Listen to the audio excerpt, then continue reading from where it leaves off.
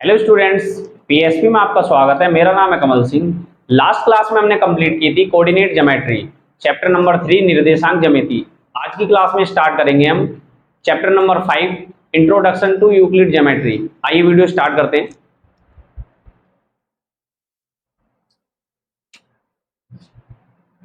Euclid जो है Greek मिस्र के मैथमेटिशियन थे, जिन्होंने कुछ एक्जियोम्स यानी अभिग्रेत और कुछ पोस्टुलेट यानी अभिधारणाएं जो थी उन्होंने दी थी। जो हमारे एक्जियोम्स हैं वो एप्लीकेबल होते हैं एवरी पार्ट ऑफ मैथमेटिक्स, ये मैथमेटिक्स के अंदर होते हैं, कहीं भी यूज कर सकते हैं आप इनको। और जो पोस्टुलेट्स होते हैं वो आपके एप्लीकेबल ओनली ऑन ज्योमेट्री।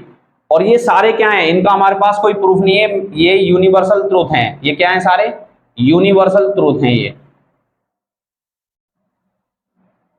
मतलब इनको हमने ऐसे ही मान लिया है, इनका हमारे पास कोई भी प्रूफ नहीं है, ये यूनिवर्सल ट्रूथ हैं।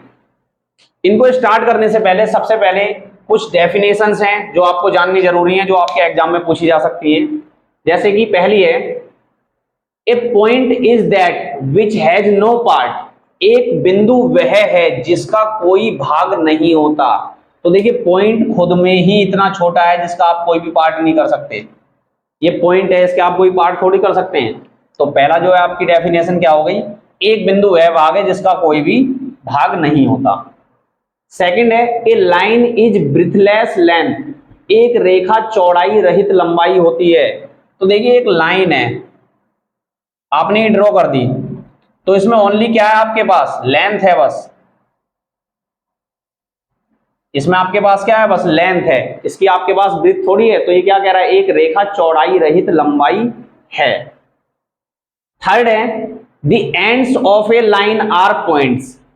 एक रेखा के सिरे बिंदु होते हैं। देखो, जैसे कोई भी लाइन है, अब इस लाइन के एंड क्या होते हैं, ये आपके पॉइंट ही तो हैं। ये भी पॉइंट है और ये भी पॉइंट है, यही आपसे बोल रहा है वो, एक रेखा के सिरे बिंदु होते हैं। फोर्थ है, ए straight line is a which lies evenly with the point on itself. एक सीधी रेखा ऐसी रेखा है जो स्वयं पर बिंदुओं के साथ समान रूप से स्थित होती है। देखिए, कोई भी आप लाइन ड्रॉ करें, अगर सारे पॉइंट्स को जोड़ें, आप पॉइंट्स को जोड़ते जा रहे हैं, आप पॉइंट्स को जोड़ जोड़ कर क्या बन जाएगी, एक स्ट्रेट लाइन ड्रॉ हो जाएगी आपकी। एक सारे पॉइंट्स को आप अगर ज्वाइन करेंगे, पॉइंट्स इंक्रीज करते जाएंगे, तो ये क्या हो जाएगी आपकी, एक स्ट्रेट लाइन ड्रॉ हो जाएगी, स्ट्रेट लाइन। तो वो यही आपसे बोल रहा है कि ए straight line is a which lies evenly with the points on itself. एक सीधी रेखा ऐसी रेखा है जो स्वयं पर बिंदुओं के साथ समान रूप से स्थित होती है। नेक्स्ट है, a surface is that which has length and breadth. तो देखिए, आप इसका कोई भी एक एग्जांपल ले लीजिए। जैसे आपने रेक्टेंगल ले लिया, तो इसमें ये आपकी क्या हो गई, ये लेंथ हो गई, और ये आपकी क्या हो गई, ये आपकी ब्रेथ हो गई। कह रहा है एक पृष्ठ वह है जिसकी केवल लंबाई व चौड़ाई होती है। तो इसकी क्या है आपके पास, लेंथ और ब्रेथ। सरफेस यही है आपका। नेक्स्ट है, the edges of surface are lines.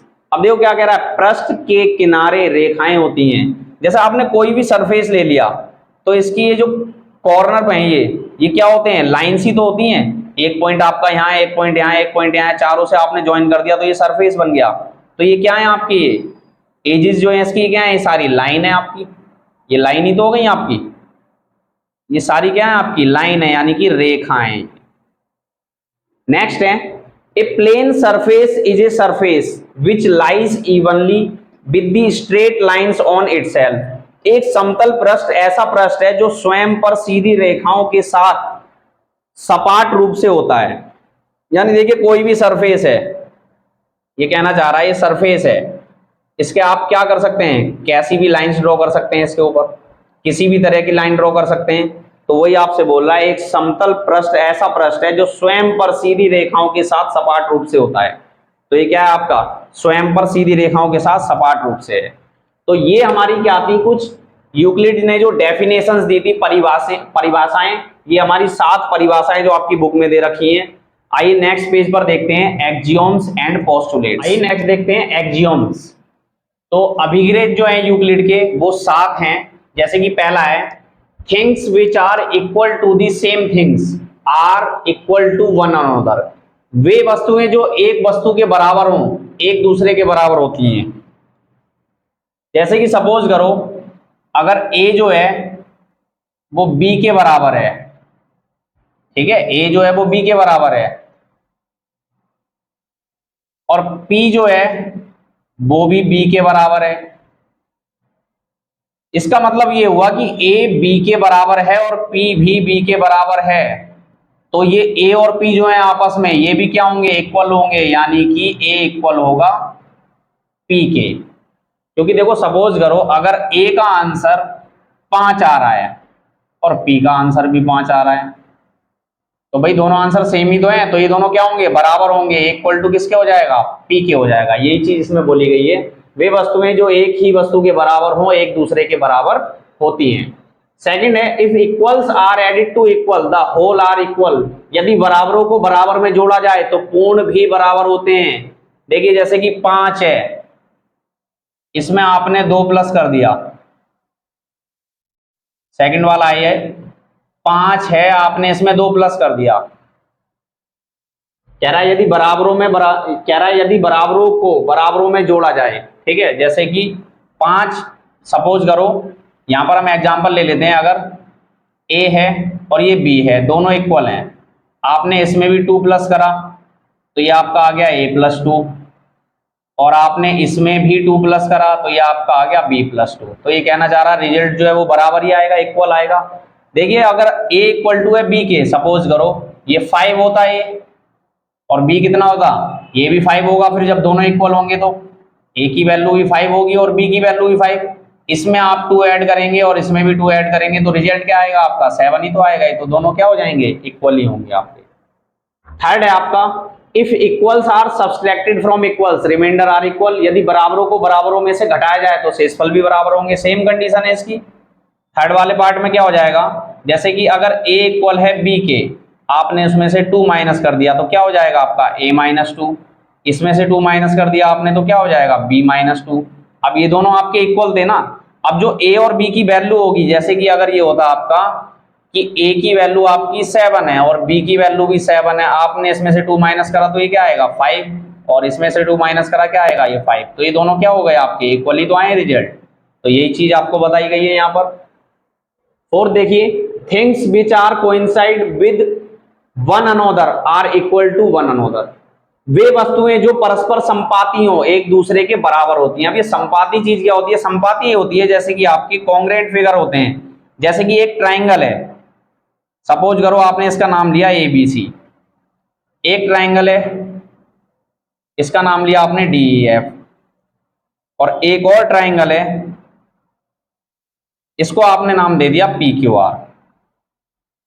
तो सपोज करो कोइंसिडेंट फिगर वो होते हैं, कोइंसाइड फिगर वो होते हैं संपाती।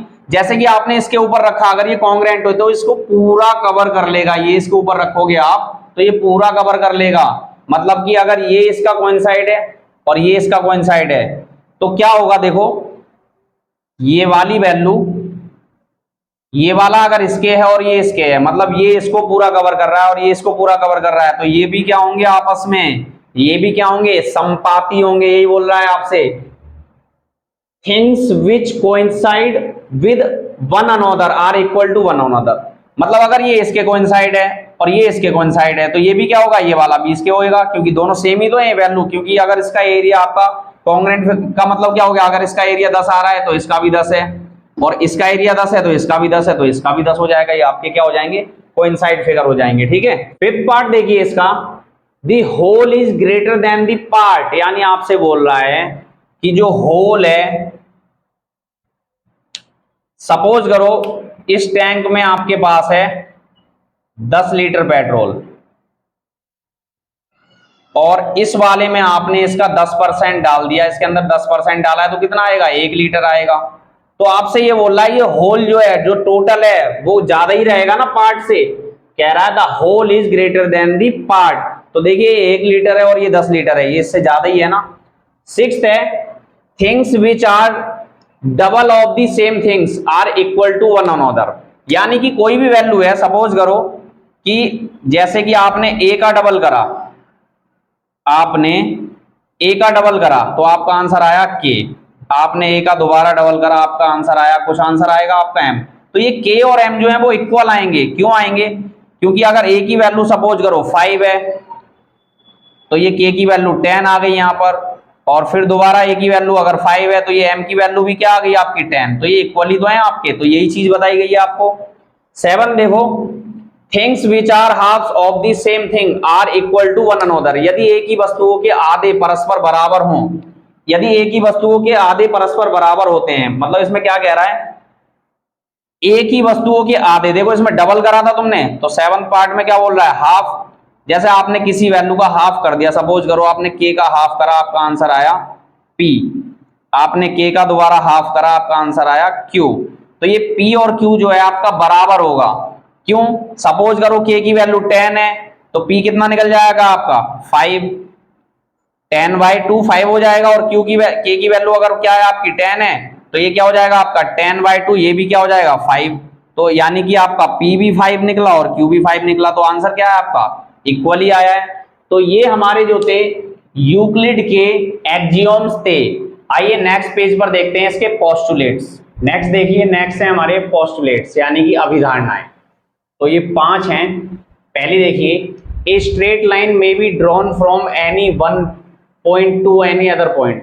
कह रहा है एक बिंदु से एक अन्य बिंदु तक एक ही सीधी रेखा खींची जा सकती है, तो बिल्कुल सही है।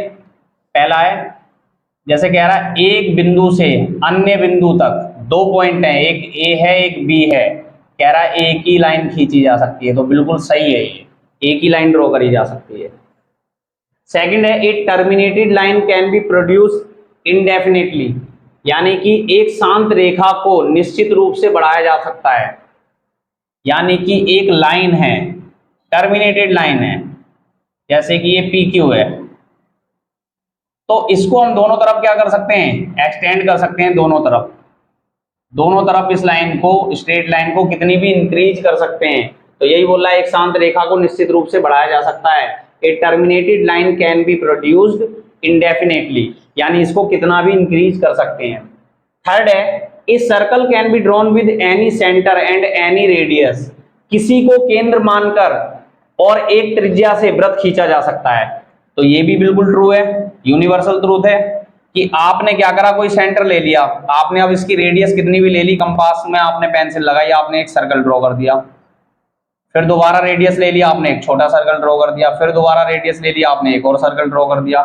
तो आप इससे किसी भी तरह से कर सकते हो। ये क्या हो गया, पॉइंट से। अब आपने सपोज करो पॉइंट लिया, रेडियस आपने ले ली 2 सेंटीमीटर, और आपने क्या करा, इससे यहां पर सेंटर से आपने एक सर्कल ड्रॉ कर दिया, आपने रेडियस ले ली 3 सेंटीमीटर, ये पॉइंट है, आपने क्या करा, इससे एक सर्कल ड्रॉ कर दिया।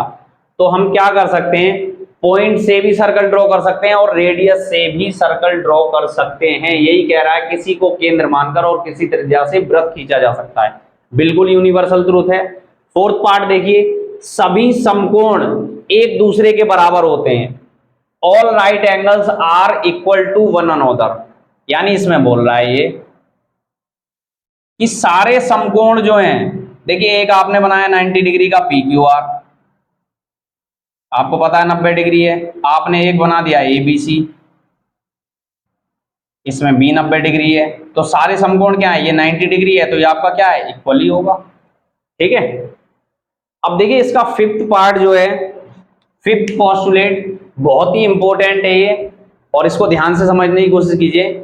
If a straight line is falling to straight line makes the interior angle on the same side of it taken together less than 2 right angles, then the 2 straight lines if produced indefinitely meet on that side on which the sum of the angle is less than 2 right angle। देखिए क्या कहना चाह रहा है, यदि एक सीधी रेखा 2 सीधी रेखाओं पर गिरकर अपने एक ही ओर 2 अंतः कोण इस प्रकार बनाए कि दोनों कोणों का योग मिलकर समकोण से कम हो, तो देखिए एक आपने लाइन ले ली स्ट्रेट, ये ले ली, एक स्ट्रेट लाइन ले लिया आपने पी क्यू, और एक स्ट्रेट लाइन ले लिया आपने आर एस। और एक ये तीसरी लाइन इस पर जो कटकर है दो अंतः कोण बना रही है। मतलब अंतः कोण क्या होते हैं, देखो ये होते हैं अंदर के कोण।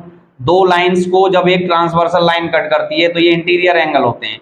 जैसे ये एंगल 1 है, ये एंगल 2 है, ये भी अंदर के कोण है, ये 3 है और ये 4 है। तो ये कहना चाह रहा है अगर जिस तरफ के एंगल मिलकर दो राइट एंगल से कम बना रहे हैं, मतलब दो राइट एंगल का मतलब क्या हो गया, देखो 90 प्लस 90 राइट एंगल यही होता है आपका 180, यानी 180 डिग्री से कम बना रहे हैं जिस तरफ, उस तरफ अगर इन लाइन को इंक्रीज करा जाए तो ये आगे जाकर कहीं ना कहीं पर मीट करेंगी। यानी कि जैसे आपने सपोज करो एंगल 1 प्लस एंगल 2 इसका जो सम है वो लेस देन आता है 180 के, अगर तो ये कहना चाह रहा है लाइन जो है इसी तरफ आगे जाकर मीट करेंगी जब आप इनको इंक्रीज करोगे। इन लाइंस को जब आप इंक्रीज करोगे तो ये कहीं ना कहीं पर जाकर जरूर मिलेंगी। तो ये कंडीशन आपकी ऐसी भी हो सकती है कि एक लाइन आपने ये ले ली, दूसरी लाइन ये है, ये ट्रांसवर्सल लाइन हो गई। अब देखिए इस तरफ के एंगल का सम कम है तो ये आगे जाकर इधर मिल जाएंगी। तो जिस तरफ का भी सम कम होगा इससे दो राइट एंगल से ये लाइन उसी तरफ जाकर क्या करेंगी, मिलेंगी। तो ये हमारा फिफ्थ पोस्टुलेट यही कहता है। तो इसी के साथ हमने इसकी कुछ डेफिनेशंस भी देखी हैं यूक्लिड की, इसके हमने एक्जियोम्स भी देखे और इसके हमने पोस्टुलेट भी देखे। और ये जो एक्जियोम्स और पोस्टुलेट है मैंने आपको बता दिया इनका कोई प्रूफ नहीं है, ये यूनिवर्सल ट्रूथ हैं। तो इसी के साथ हमारी यूक्लिड का जो है इंट्रोडक्शन का पार्ट यहीं पर खत्म होता है। नेक्स्ट वीडियो में हम स्टार्ट करेंगे एक्सरसाइज 5.1। वीडियो अगर पसंद आई हो तो लाइक एंड सब्सक्राइब करना ना भूलें।